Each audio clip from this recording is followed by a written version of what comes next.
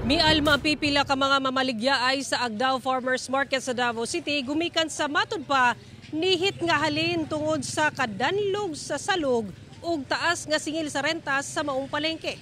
Ari report ni Kent Abrigana. Alas 9:30 na sa buntag, apan maihap lang ang mga customers sa Agdao Farmers Market sa Davao City. Sumala sa fish vendor nga si Denden. Nihit matod pa ang ilang halin sulod sa bagong public market itandi sa pwesto nila kaniadto. Mas okay pa to siya dito, sir, kaysa naami din sa bagong nga palengke nga mura mi diri gipanggaling sa nagaapas ang mga bayro nun sa tubig, sa pieces fiction, sa kurente, sa binulan nga renta. Walang among income nga ibayad sa ilaha sa taas.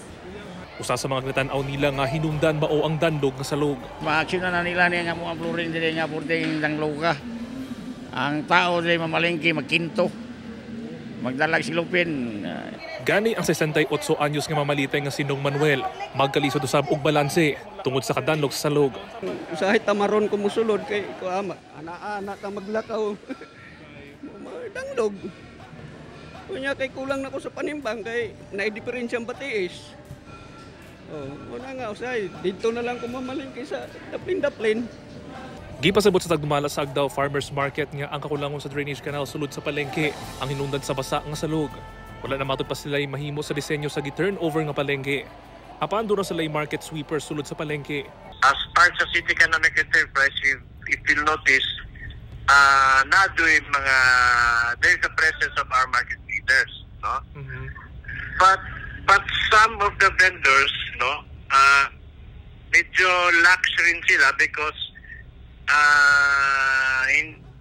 the manner of them selling, kahit sana sila wisik-wisik ng kinilang tubig. Gawa sa danlog nga salog, naglisod usab daw ang mga mamaligya ay sa taas kasingil sa renta. Pero yun nun ba, grabe kataas gyud sa renta. Halos binili ka bayad sa renta. Apan insakto daw ang singil nga renta sa mga mamaligya ay tungod gitun-an kini og pag-ayo sa LGU una gipatuman.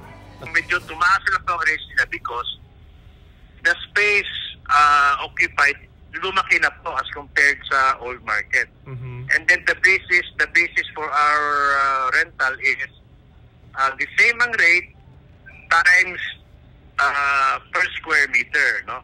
Kauban si Melco Minares sa kamera. Ako si Kent Abrigana para sa One Mindanao.